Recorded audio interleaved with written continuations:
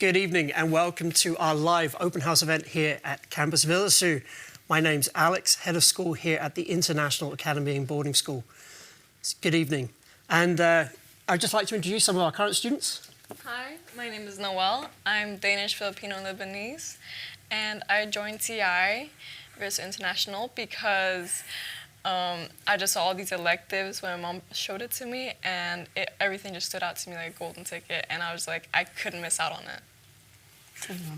Jacob? Hi everyone, my name is Jacob, I'm from Slovakia. I joined the International because I've never been ever to school like this, and I'm really glad I came here because I found some of my friends are feel that are gonna be friends for life. Wonderful. Thank you so much, and I'm sure you'll hear more from them again later. And obviously we're here in Little Vedersø in Western Jutland, Denmark, but we'd love to hear where you're from. So pop a message in the comments and let us know where you're joining us from. So whether it's good afternoon or good evening or good morning, we're happy to have you here with us. And we have a program of events for you this evening. We're going to tell you a little bit about our school, the concept and values of our school. We're also then going to tell you a bit about the academic life here, the numerous electives and profile subjects that you can choose, a little bit about student life at the school, and finally some of the trips that you're able to join us on whilst you're here. During the live event, we'll be running a small competition for you. The questions will appear in the comments. There'll be 3 questions, and those of you that answer the 3 correctly, and don't worry, we'll be giving you the answers along the way, will win an opportunity or win a prize by joining our language camp, our international camp, which is held every year in October. Alex, while you switch to the next paper, I just want to say that I'm today behind the camera looking at all the comments, so if people have any questions, some of them we can answer written, but I can also read some of them out loud so people can ask you a question. And I can also see that people are watching from the UK, from Denmark, from many different places, so it's great to see many people watching tonight. That's excellent to hear, thanks. And should there be any topics, anything you'd like to know more about, there will be keywords appearing on the screen that you can just add into the comments to get more information. But let me tell you a little bit about our school here. We're known as the International Academy and Boarding School. We were founded in 2016, but we're part of a larger institution known as Campus Vedersø, which for many years has been known as Danish Efterskole, which started back in 1992. But in 2016, we opened with a small class of 60 students, with students from all around the world. Today, we are 80 students on the international campus, with over 35 nationalities represented among the students this year. Students are welcome to join us from the age of 15 right up to the age of 17 so that they can complete a GCSE education, but more on the academics later. We are an English-speaking school and obviously a multicultural school as well. So we have teachers from all over the world. I'm originally from the UK myself, as you can probably hear. And you'll get an opportunity later to meet my colleague Paul from Northern Ireland. But we also have teachers from Venezuela, from Germany, from Denmark, and from other countries around Europe and the world, and America, of course. We are more than just a school. We are also a boarding school. We belong to a unique group of schools called Efterskole here in Denmark, where students not only live at the school, work at the school, and play at the school, they have an opportunity to focus on academics, but as well as their own personal growth as well. And as I mentioned, we're part of a largest campus community of over 260 students who share all of their facilities.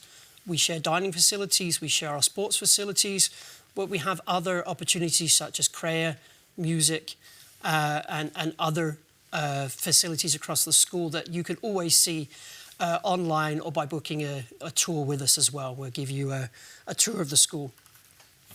But more on those things later.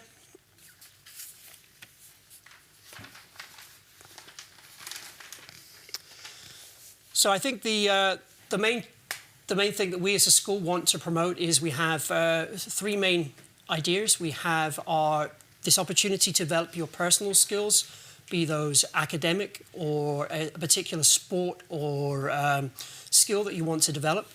We also want to give you the opportunity to meet your world, and that's not just about travelling out on one of our many trips. It's also an opportunity to meet the numerous different nationalities we have here at the school amongst staff and students. We also have guest teachers from around the world. This year we have from Japan, Taiwan and Argentina currently. We also have exchange trips, so we also have guests that come and visit us during the year. So in a couple of weeks' time, we'll be welcoming 10 girls from Australia, for example. Later on in the year, we'll be having our partner school from Guadeloupe coming to visit us, as well as a school from Toulouse in the south of France. So we're really looking forward to welcoming them here. And that's on top of numerous guests that pop in for a week or a few days at a time.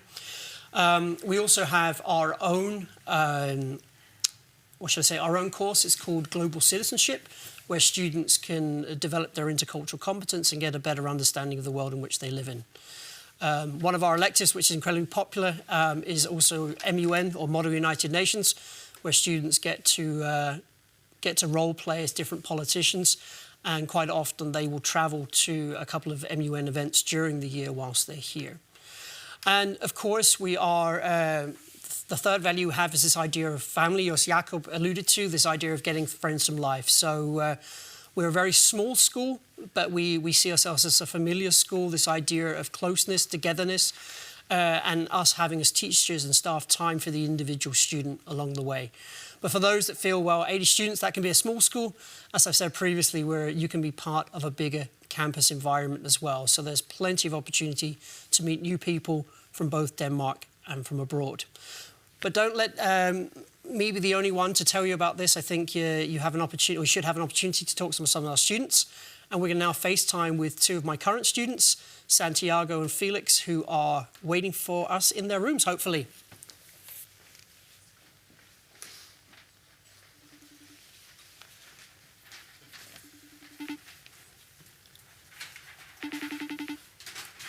Now is the interesting part where we hope they pick up the phone so we can speak with them.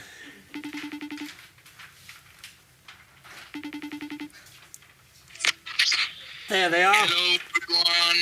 Evening, boys. How are you? We're so good here in our room now, our new room. I'm Felix. I'm from Spain, from Madrid. And I chose the international because my brother went here a few years ago. And he was always talking about how great of an experience it was. He always said that it was the best year of his life. And so I said, I don't want to miss out on this. So yeah, I joined in. And as of right now, I think it's also going to be my best year. Hello, my name is Santiago. I'm from Guatemala, and I chose TI because it looked very nice from the internet, and it's been a great experience so far. Yes. This right here, as you can see, this is my room. Here we have two bunks, top bunk, and here a normal bed. And this is if you're in a three-man room.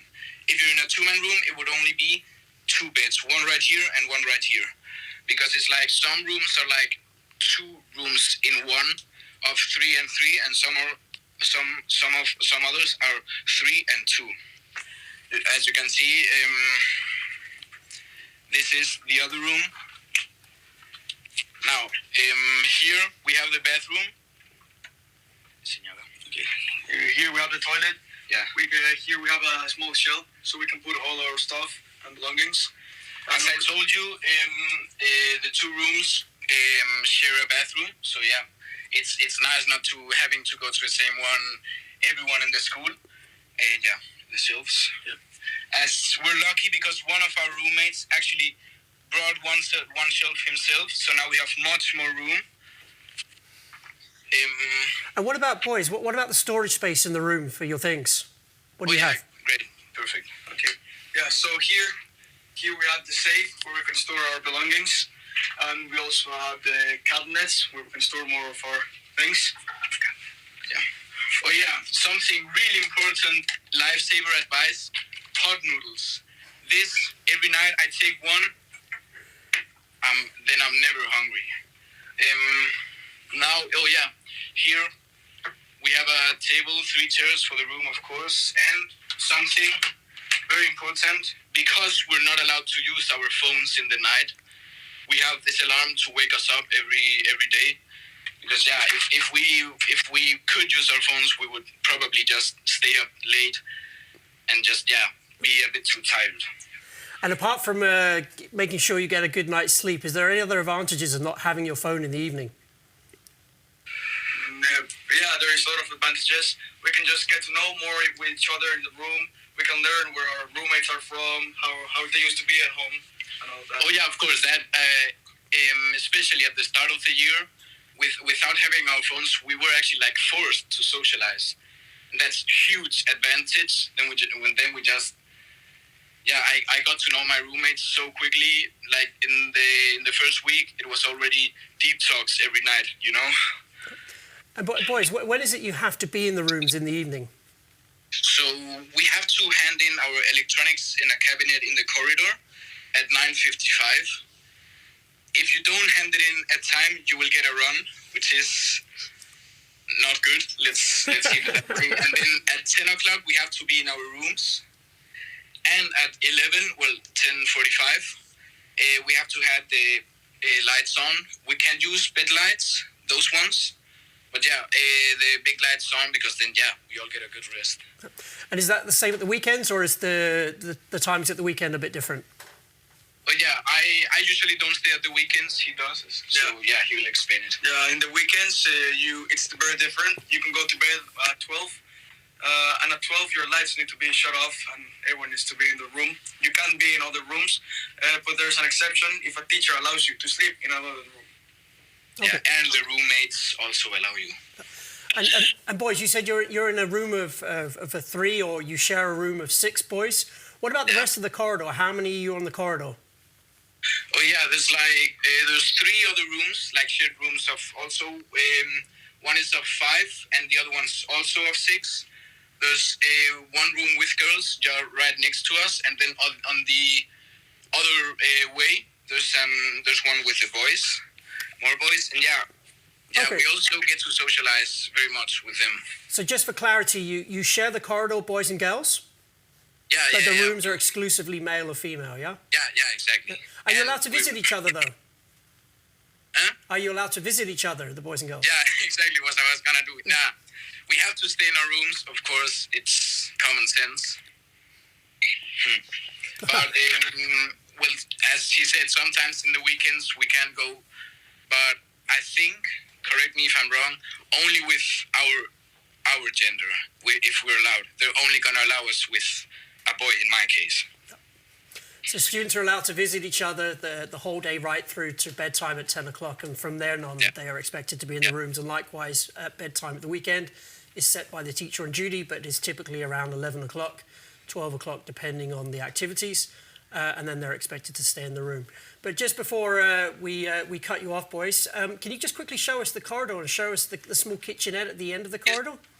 Yes, of course. I think it would be nice for parents and coming students to see that they have the opportunity to clean. And quickly, this right here, this is the electronics cupboard. Here, everyone has an assigned place to leave their electronics, and then at 7:30, it gets opened. And now we're gonna go to the kitchenette where there's washing machine, also a kettlebell, fridge. Vacuum cleaner. This right here, the fridge. Yeah. We also have the kettle here, so you can just cook your noodles or any other stuff. Then we have the those essential noodles, yeah. Do we not feed you enough here at the school? Yeah. But it's always good to have a snack once in a while. Also, everyone needs to bring their things to wash. Here we have the washing machine and the dryer. And right here, the vacuum cleaner, which we use when we have cleaning, which is like 3 times a week, I think. Because, of course, teenagers maybe are not that good at cleaning. So, it's good to be first. Then we have a nice and clean room. Yeah. And does it cost anything to wash your clothes here at the school, other than the washing powder and softener, those sort of things? Completely free, yeah. Just the only thing is having to just arrange the time with the others from the corridor, but always. And boys, you've already mentioned the noodles as being an essential stack as part of after-school life. Do you have any other tips for coming students with regards to the room and life in general?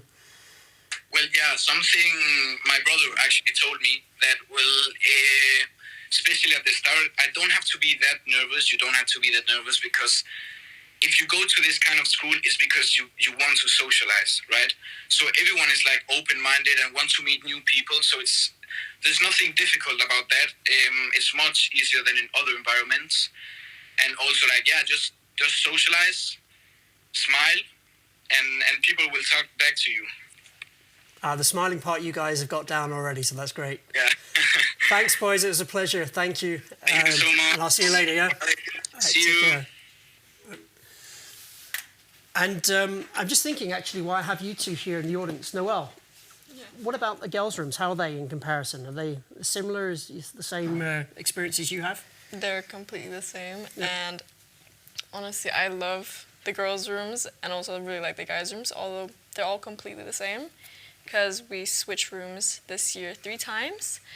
And for those 3 times, of course, some people might think it's difficult, but I find it so nice actually changing roommates and finding and connecting with new people. And what about decorating rooms? Have you brought your own things to decorate the rooms with? Yeah. What would you recommend bringing? What do you have from home? I recommend bringing family photos with friends, anything, or maybe some small fairy lights just to cozy up the room because it's always nice, or maybe like a little blanket. That's why I recommend. What about you, Jakob? I completely agree with Noelle because she said everything, LED lights and something you can cover yourself up with as Great. well. Thank you. And I think it's time for the first quiz question. So when was the International founded? You had a couple of dates there back in the beginning, but the essential one is when did we start at the International? Okay, we're coming up to our 10th year anniversary, if that helps anyone out there at home. And while people try to answer the quiz, I just want to say I've never seen so many hearts in the comments as we had, both when we had the guys on the FaceTime call, but also when you came in the studio again, both of you. And Marie Lindström just wrote, sounds like an amazing school, so I think she's absolutely right. Thank you, Jada. And of course, if you do hear something that is of interest to you, remember that you can pop a note in the comments. But more importantly, if you feel after the event this evening you'd like to learn more, remember that you can book an online meeting with us. You do this through our website, and this will give you an opportunity to get an online or in-person tour here at the school. And then you'll have a private meeting either with myself or one of my colleagues to answer those, the more elaborate questions, some more of the technical questions and so on. But the most important thing is that you will always be offered a tour around the school and our facilities by the students themselves, because at the end of the day, they are our ambassadors. You can hear I'm just here to look good and say something nice about the school, but it's these guys that live here every day and are really the true heart and essence of the school.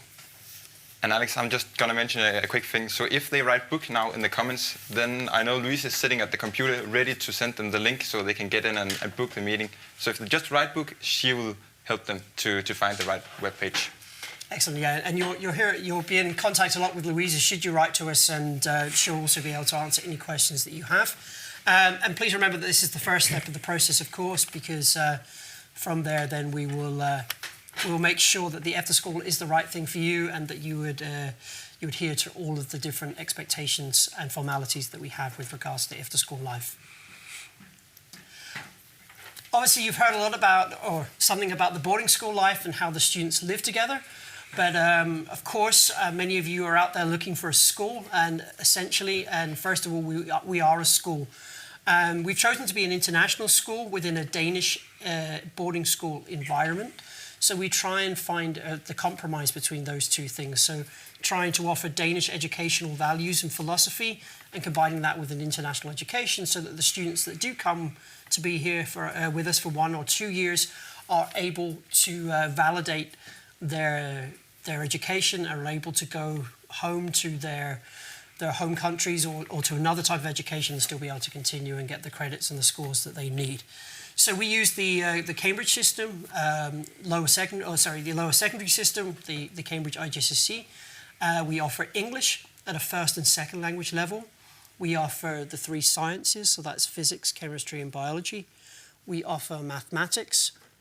We offer a subject called Global Perspectives, which is similar to social studies for those that don't know the subject, but has two written projects, a team project and an individual project, with the opportunity for students to practice their research skills, essay writing, which is very valuable going on to A-levels, to upper secondary education, for example, the IB program, and even for university, where I'm sure they're going to have to write a bachelor project or something similar. Obviously, the intended age is the age group 14 to 16, which is following the British system of year 10 and 11. But because we start things a little bit later here in Denmark, students don't typically start school till they're 6. Everything's sort of slightly off. So typically students that join us will be between 15 and 16 years old, but we can enroll students up to the age of 17 as well. So sometimes we have students from abroad that come and use this as an exchange opportunity to get a year's experience living in Denmark, to try the GCSEs before heading on to A-levels or the IB education. We also have a number of students that actually take the leap and decide to stay in Denmark afterwards, but that is dependent on their citizenship, nationality, their background, and so on. So that is something to be aware of. But again, these are the sort of questions that we can answer during a private tour, depending on individual requests. I also mentioned that on top of the standard academic program, we have a number of electives and profile subjects that we'll get onto in a little bit. But we also have some alternatives. So students not wishing to pursue the sciences are able to take an alternative called Enterprise. And those that do not have a modern foreign language, so for us that means Spanish, French or German, we have our own subject called Campus Community, where students have a project-based class contributing with things to the community here at the school. And for those that do have French, German or Spanish, we are able to offer those at both second language and first language. So for example, you heard from Felix before, he's coming from Spain. He'll be taking first language Spanish to ensure that he can get his credits when he returns to Spain, as an example. For those of you that maybe are Danes sitting out there and thinking about a year abroad in Denmark, coming home and rekindling a connection with Denmark, we do offer Danish as a second language as well, but also at a 10th grade as well. So that's the typical Danish exam at this level for those that are wishing to qualify their Danish whilst they're with us. Okay. And remember, if you do have any questions for the team, please write them in the comments for us. Alex, actually, we have a question now. Wonderful, please. Yeah. Yep. So Simone is asking, are there many 14-year-olds because their daughter would turn 15 during the year? We do have a few. Obviously, most of the students are in the age range 15 to 16, but every year we do have some that will be turning 15 during the school year. And that's completely understandable, considering in the UK, or if you're following the British system at an international school or something similar, you are typically 14 to 15, 15 to 16 during the last 2 years of lower secondary education. But because we only offer a one-year course, we have to condense the entire curriculum into 1 year. Most of the students come and choose to come to us in the final year of their lower secondary education, so 15 to 16. But as I said, that was the academics. But you are able to create your own timetable. Of course, there are some limitations to doing that, but we offer a whole range of electives. We have two types of electives, the ones that we call profile electives. They're the things that we as a school are known for and we market ourselves upon. That is our football course, it is our dance, it's our badminton, it's tumbling, spring gymnastics, it is esports, and something that we started this year is surfing, okay? And these are profile electives you can have up to 4 times a week. And on top of these electives, we also offer what we call normal electives, extracurricular activities. And these can be sports-based, but they can also be non-sport, such as cooking. They can be creative classes. They can be music, well-being, and personal development classes, and so on and so forth. But again, I think you've heard enough from me. Noelle, you have surfing as your profile elective. Can you tell us about that? So I picked surfing as my main elective, and I am so happy I did.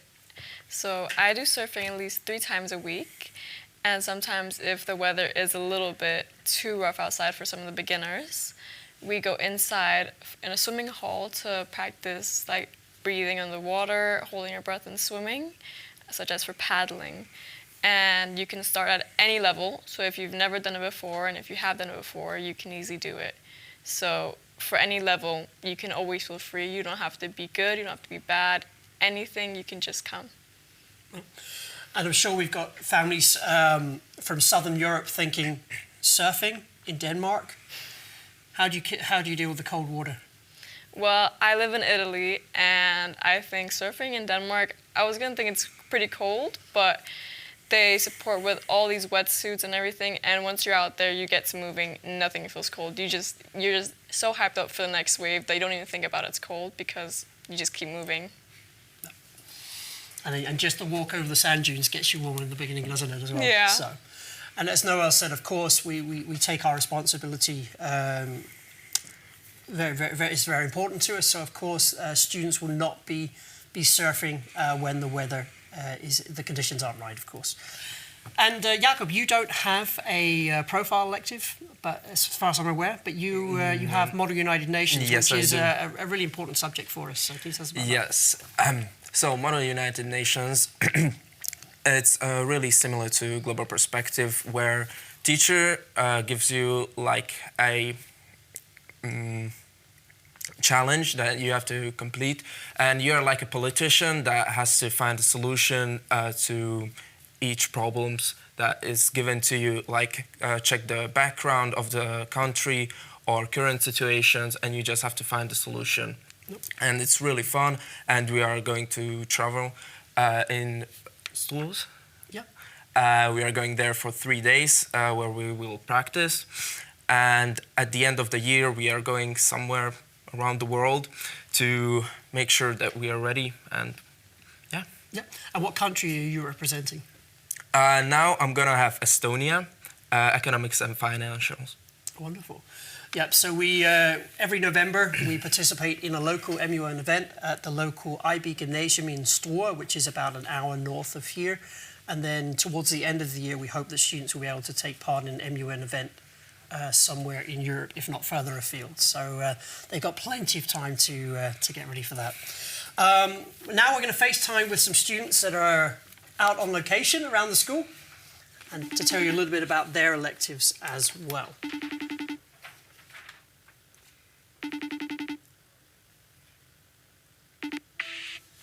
Hi, girls. Hi. So who are we talking to, first of all? Introduce yourselves. So, I'm Bianca. I'm from Brazil and Denmark, but I live in Denmark right now, and I'm an international student here. And I am Clara. I was born in Denmark, but I live in America. So we are here to talk about our electives, and I'm here to talk about badminton because that's my elective. So I've done badminton for about 2 years now, so you could say I'm kind of good at it, but badminton here at the International is very different from normal badminton because we have 2 levels. So we have the mixed level and we have advanced level. And I'm on the mixed level, and I would recommend starting on that because you never know how other people play.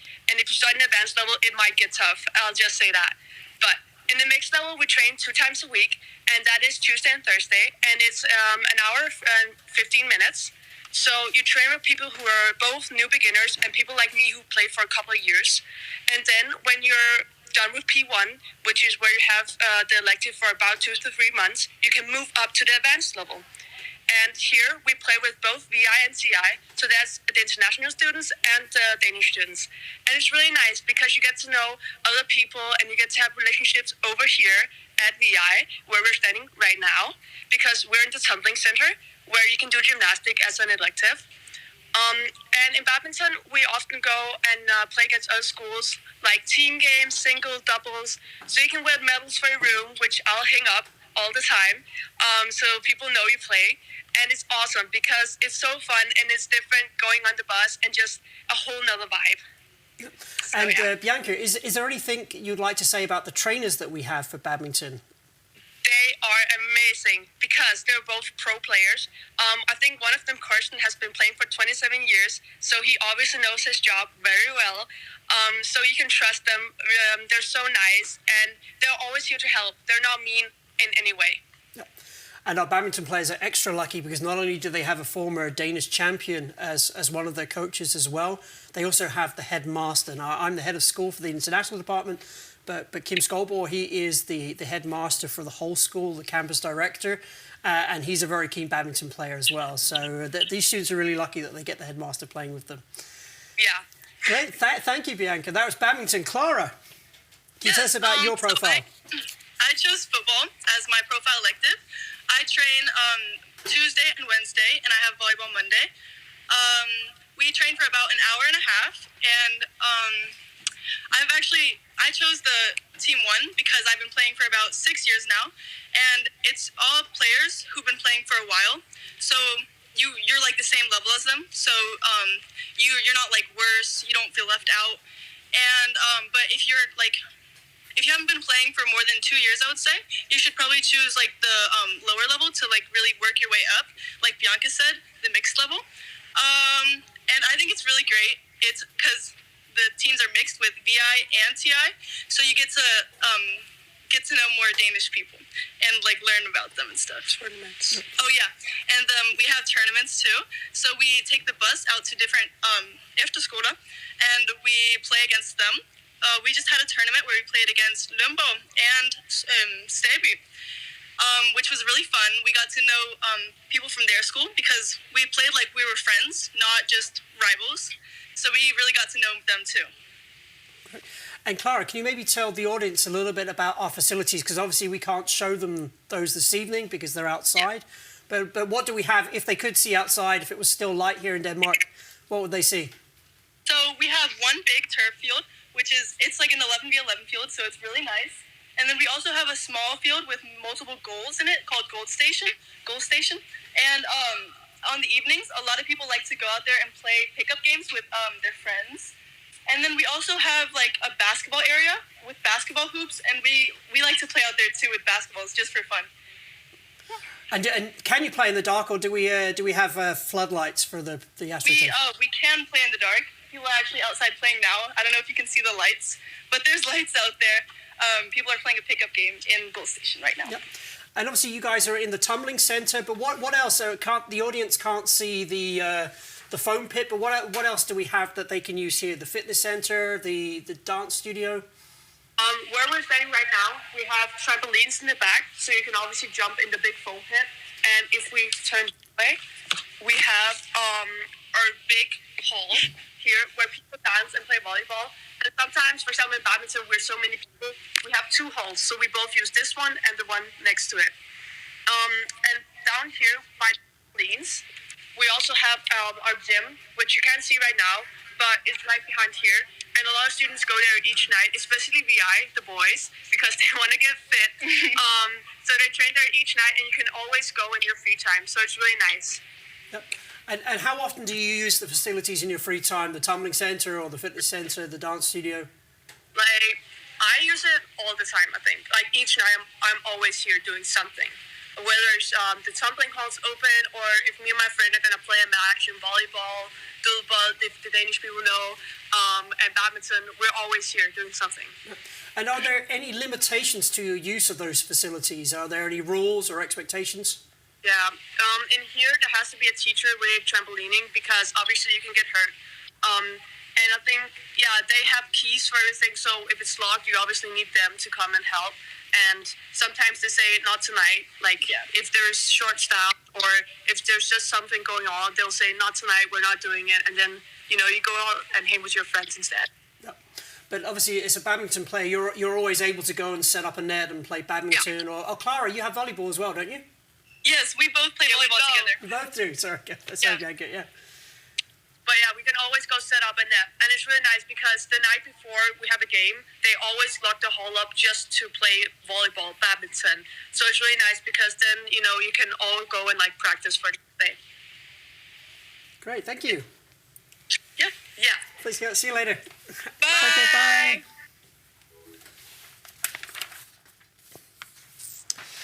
Yeah, so hopefully everyone got a good feel for the facilities that we have. Obviously, we didn't have the opportunity to show you upstairs to our new dance studio that was opened earlier this year.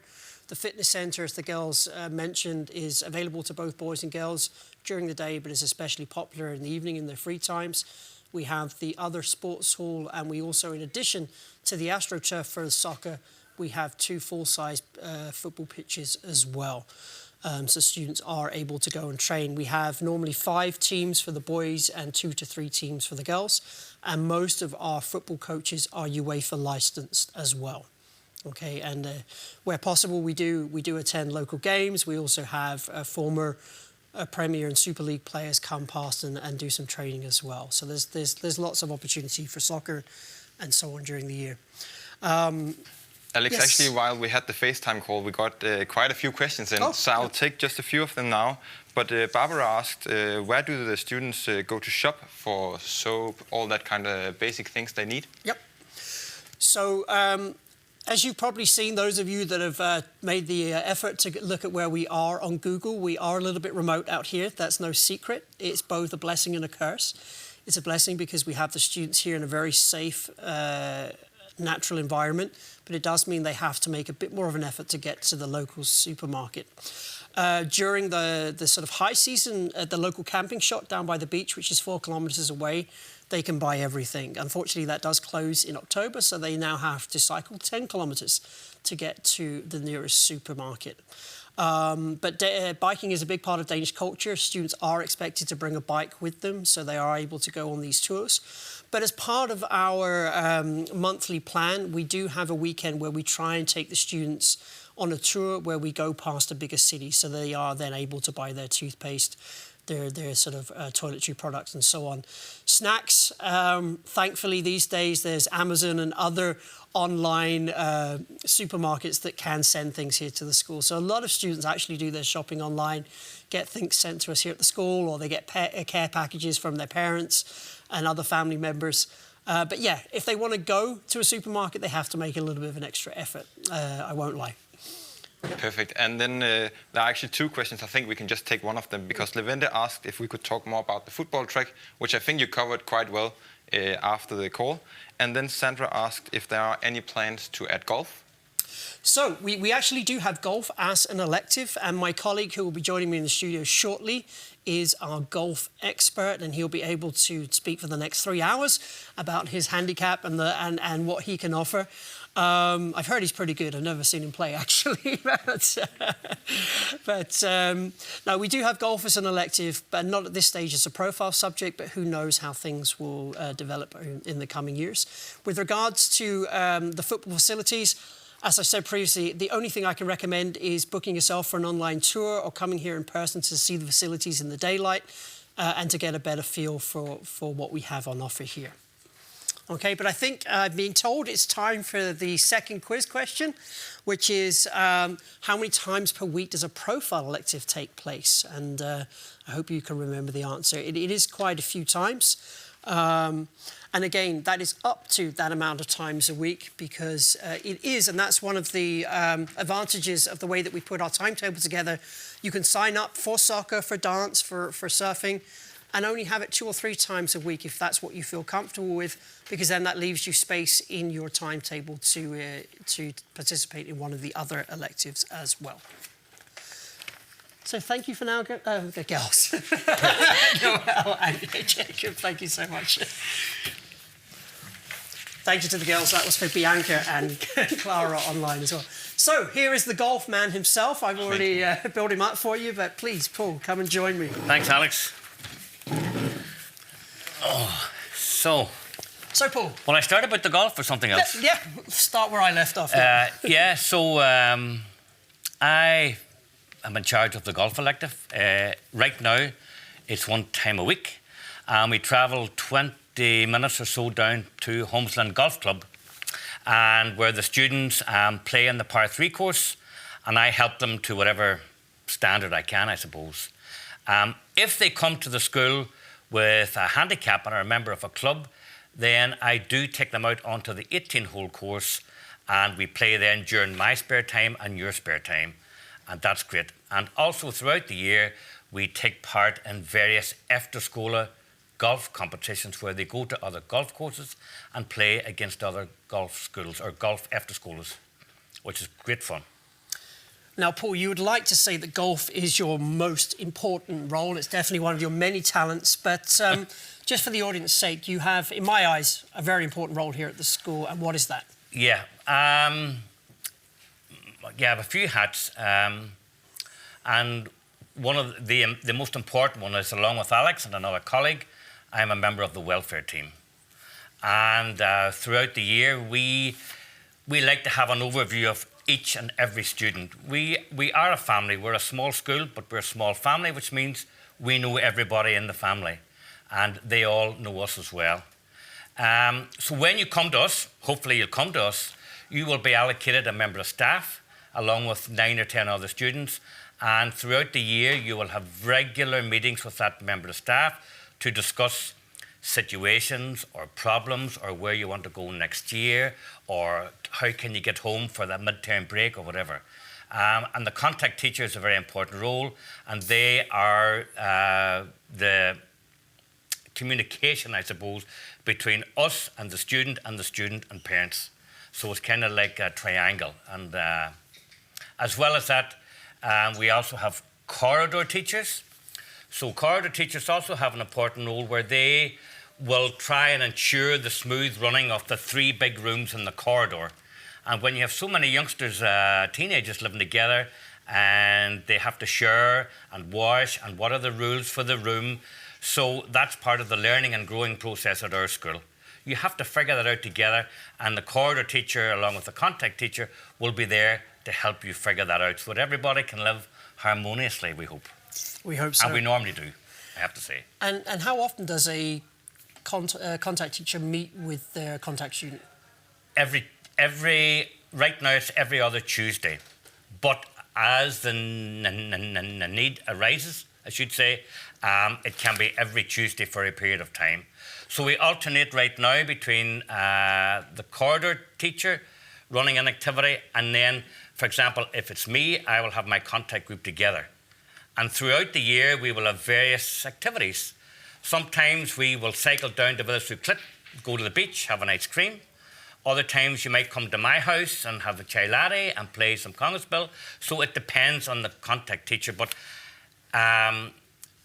you will be my family, for example, for the year, and I will look after you as best I can, as do all the other contact teachers as well. And it's probably worth mentioning as well that we actually eat in our contact groups as well. Yeah. So we have 3 main meals a day, 3 refreshment breaks. Despite what the boys suggested, they do get plenty of food and shouldn't be starving in the evenings. But breakfast is a rolling breakfast. But at lunchtime, where we have our warm meal here, we sit in our contact groups, and where possible, the contact teachers will come and join their contact students to make sure that they're doing well and just chit-chat and have some basic small talk with them. We also meet once a month, or just sort of every 6 weeks, for something called development talks. What are they, Paul? Development talks at the start of the year. When we meet up with our contact students, of course, we introduce ourselves to each other, and we try and find out what their academic goal for the year is and what a personal goal for the year is. And so every time we meet up for development talks, we will talk that through. How's it going? Are we getting there? What do we need to get you there? And that's a one-to-one. And we talk about how, for example, how are the classes going? How is the room situation going? How are your elective subjects going? Are you all prepared for your world trip? So depending on the year, the topics can vary within development talks. But primarily, we're there to make sure that everything is running for you as it should be, and that you are having the time of your life. Yep.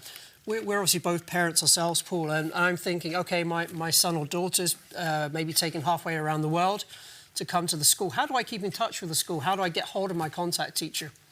Well, I can only use myself, and I'm a trendy guy, so obviously the first method is through our communication platform, which is Zenbase. So parents know they can send me a mail. And normally after development talks, we will make contact with the parents then. And that can be if parents are able to come into the school and see me face to face. Otherwise, with me, I use Teams and WhatsApp and Messenger. And we have a face-to-face talk where we can see each other and discuss the situation as it is then with your son or with your daughter. But we are always available, I should say, for a talk or for a Teams talk if there's something that's worrying you, and vice versa. If we're concerned about something that we feel you should know about, we will be quick to contact you as well.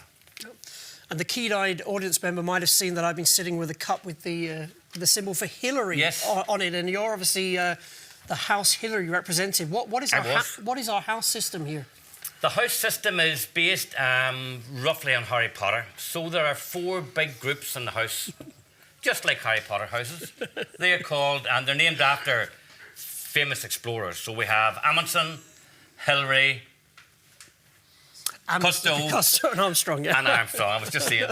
And each student is put into a house. And throughout the year, we will have house competitions that contribute towards the winning house at the end of the year. And those house competitions might not necessarily be sporting. They could be creative. They could be making paper airplanes and see which one goes the furthest. It's crazy. One year I had a jigsaw puzzle. So they had to build the jigsaw puzzle as fast as they could. 4 groups going at the one time. So the activities that we do are crazy in the best possible way, but they're for everybody as well. We try and include everybody. So it's not just about sporty or whatever. And obviously we try and have lots of social elements to our daily routine, but we also have responsibilities as well. And that's a big part of the Efterskole tradition, is being part of a community and contributing to that community. And one of those things, I think the boys already mentioned it with regards to their rooms, is cleaning. So how do we do cleaning here, Paul? Well, actually, this school doesn't have any cleaners. So we have lots of students who clean every day.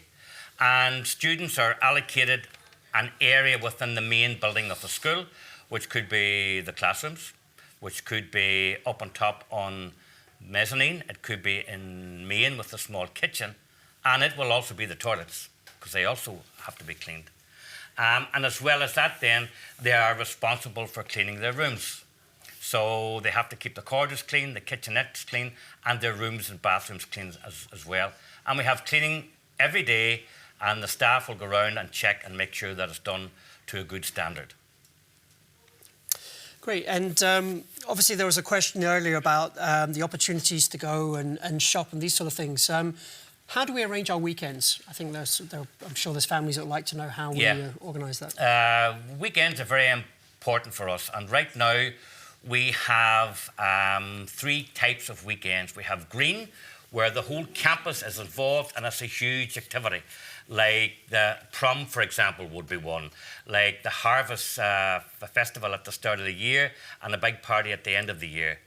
Then we have yellow, where it's not all of campus, it's maybe just students in school. And then we have quiet weekends where there's not really a lot going on. So, for example, when we have Efterskole on this weekend and the students are all busy on the Sunday, Friday evening and Saturday, they tend to be pretty quiet because the students do a lot of work for us on the Sunday. And because we have so many international students here, as Alex referred to before, we want to take them out. And for example, I took a group away to Flucht a little earlier on. We will take them to Aarhus at Christmas time. We will take them to Herning so they can get a bit of shopping in, especially during the winter time when it's black for so long. So we do try and have the weekends sometimes quiet, but sometimes there's really a lot going on. And that's planned a full year in advance. It's not ad hoc. We have the plan for the whole year.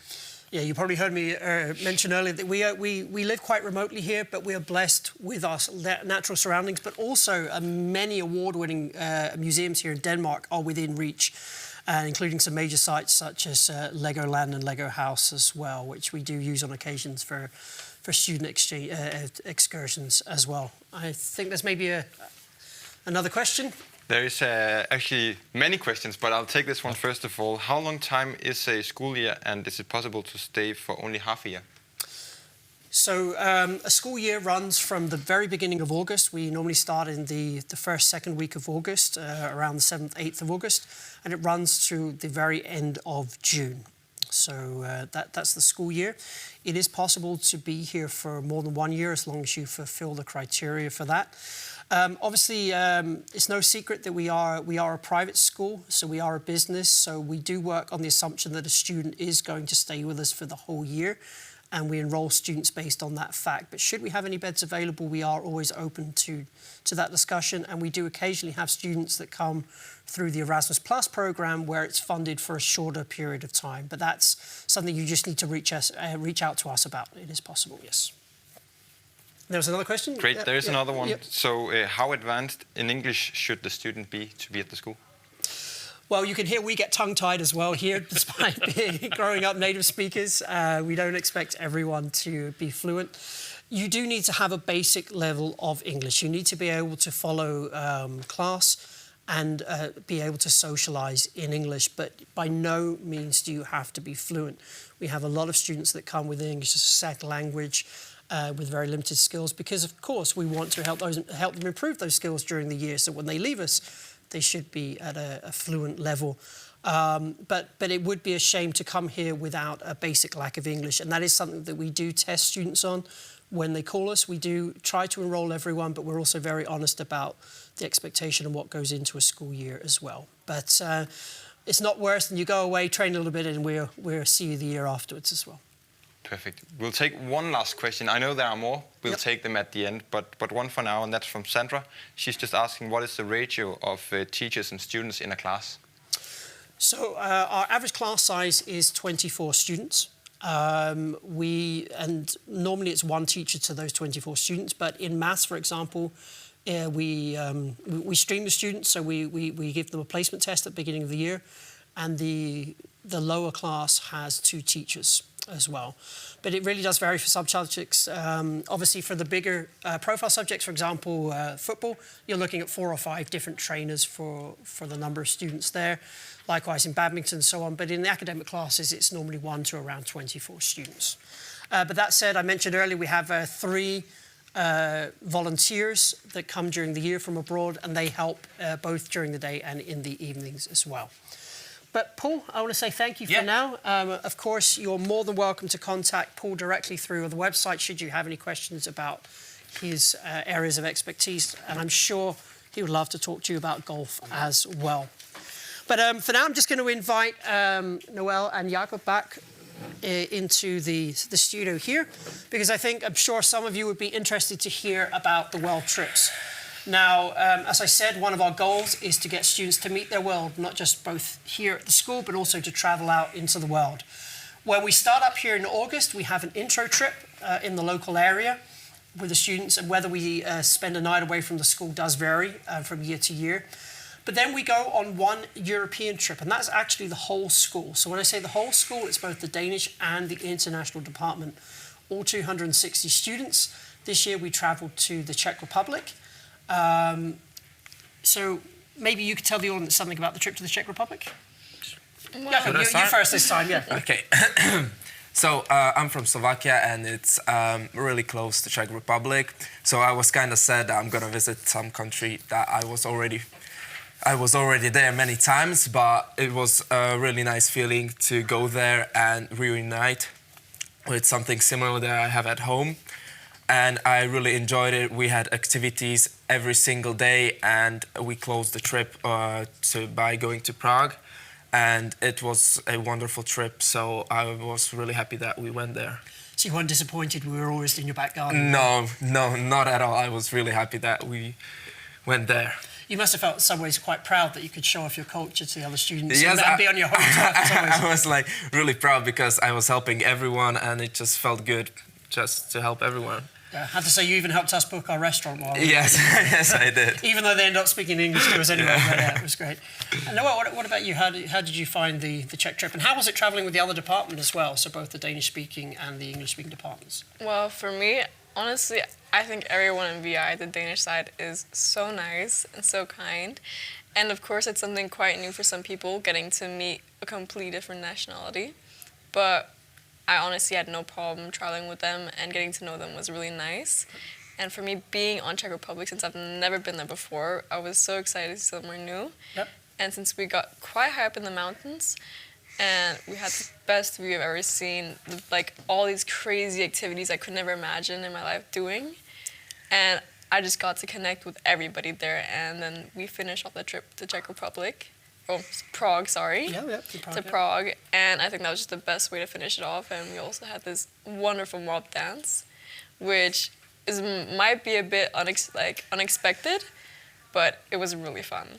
Yeah, and if you haven't seen that yet, you can actually check it out on YouTube. You'll see our flash mob in Wenceslas Square in the Czech Republic. And now let's be honest, though. You were on a bus trip for, what was it, 16, 17 hours? Yeah. How was that? That was quite horrible. just the whole bus packed up, and legs were everywhere because there was no space, bags everywhere. But other than that, it was a really nice experience.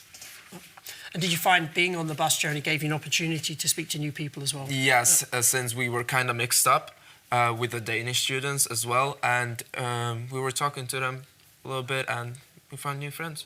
Great. And so the European trip we went on back in September, it's something that we do every year, and it's actually included in the tuition fee, so you don't pay extra for that. But then we have what we call the world trip, and that's coming up in February. We leave in week 8, which is the sort of third week of February. And you've got to choose your destination. So what have you chosen?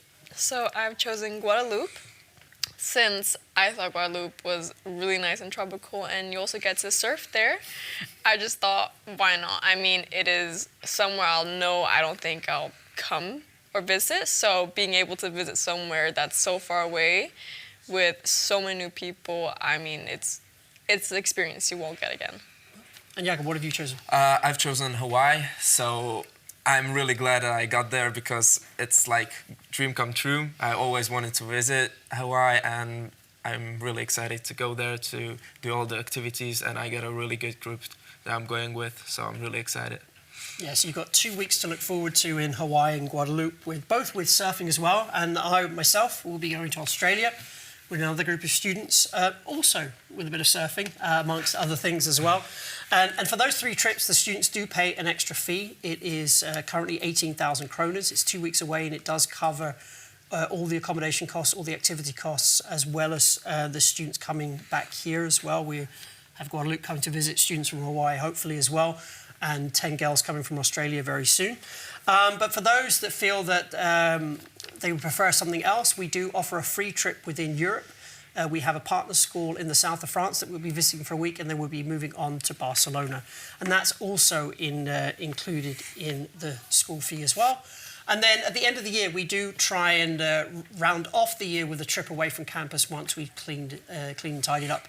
This year, we'll be heading to Silkeborg, to the highest point of Denmark. But I can understand that there are some videos from our students last year that will actually tell about the experiences they had on the world trip. So enjoy.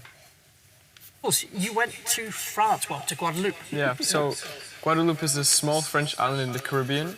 And yeah, we went there for 2.5 weeks, and we spent 1 week staying with like a homestay partner, and we traveled with them around their school day, and we learned how a French school works and how they live day-to-day life in a small Caribbean island, which I thought was really cool. And then we did around 1.5 weeks of living in a hotel where we did activities around the island. And if I was to choose a favorite part, I think it would be, we did like a boat day where we went to one of the smaller outer islands, which was a protected area, and there was just so much animals and wildlife, and we could snorkel with sharks and turtles, and yeah, it was really great. And Susanna, you went to Australia. Yes, I did, and it was really amazing. I mean, the school is really amazing. The family I was in, it was amazing. I felt as a part of the family, and yeah, we saw amazing stuff. I mean, Opera House, the kangaroos in the wildlife Simba Zoo. We saw it was amazing, and as well swimming in the pool next to the harbor. Some of us did harbor bridge climbing. I mean, a lot of nice stuff, amazing, exciting stuff. And it was an all-girls school that they wear school uniforms down there, don't they? Which Yes. is a bit different to us in here in Denmark. So Yes. how did that feel? I mean, for me, a little bit different because, again, it's not something I have tried. And in the start, we were not allowed to wear any short sleeves or anything. We had to wear something that was down to our knees or longer. So it was something different. So I think as well, you should be open to try some new stuff. That's why I think I should try it like Australia. So thank you to our old students. It's nice to reminisce. Also to see myself half a year ago as well. But obviously, the 4 destinations we have this year, they can vary from year to year, so it does come with a bit of a disclaimer. Last year, for example, we were in in Singapore and Malaysia. We've previously been in Vietnam and Turkey and other destinations as well. So it's always worth keeping an eye on our website. But the 3 destinations this year, Australia, Guadeloupe and Hawaii. The The students are paying an extra fee for those, but they are always welcome to travel within Europe. And I believe that is the quiz question. Which trips are included in the school fee? So you should be able to answer that one. And while they answer that, Alex, I just want to say if they want to read more about the world trips, they can write world trips. And Louise is again ready to send a message so they can have the link to the website and read more. Yeah.